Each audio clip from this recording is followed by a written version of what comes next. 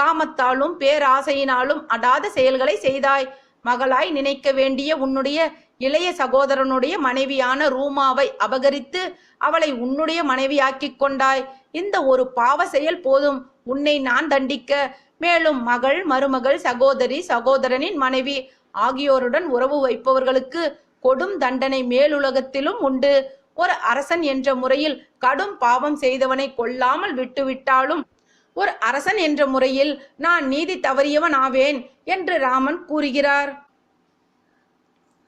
நான் ஒரு சாதாரண வானரம் ராமா, உனக்கு என்ன அதிகாரம் இருக்கிறது என்னை கொல்ல?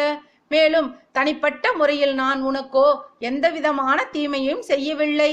இல்லை, உன்னுடைய ஆளுகைக்கு உட்பட்ட நாட்டிலோ அல்லது உன்னுடைய நகரத்திலோ நான் எந்த தீங்கும் செய்யவில்லையே.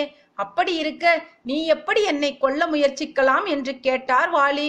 அதற்கு ராமன் பதிலுரைத்தார்,